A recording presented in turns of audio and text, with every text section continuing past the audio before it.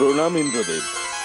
কি সৌভাগ্য আমার, স্বয়ং সূর্যদেব আমার সভায়। বসুন।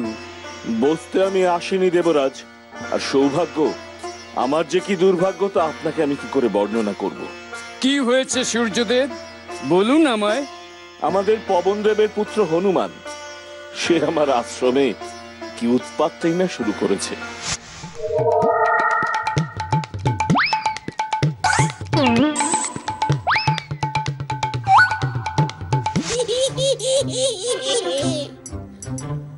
আবার তুমি বিরক্ত করা শুরু করেছো, নেমে এসো।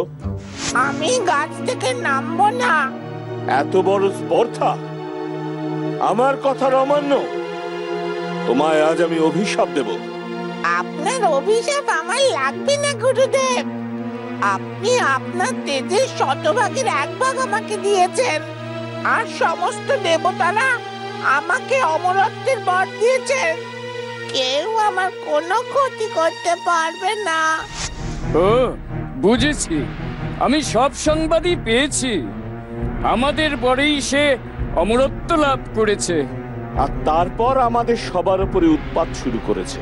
বিদ্যা শিক্ষায় যে সে অতুলনীয় সে ব্যাপারে কোনো সন্দেহ নেই, কিন্তু তার উৎপাতের জ্বালায় আমার আশ্রমের বাকি শিক্ষার্থীরা প্রচন্ড আশঙ্কিত। আমিও ভেবে কোনো দিশা পাইনি যে কি করা যায়। তাহলে উপায় দেবরাজ? চলুন আমরা তাহলে একবার মুনিবর ব্রহ্মার কাছে যাই, তিনিই আমাদের সাহায্য করতে পারেন। তবে তাই চলুন।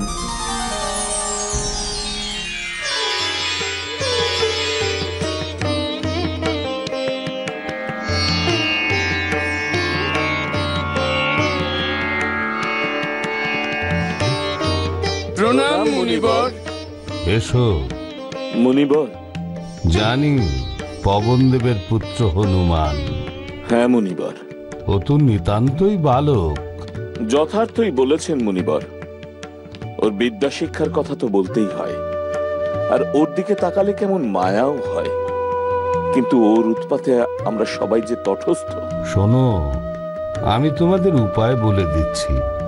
তোমরা গিয়ে হনুমানকে সামান্য একটা অভিশাপ দেবে, তার কোনো ক্ষতি হবে না, তবে তার উৎপাত কমে যাবে।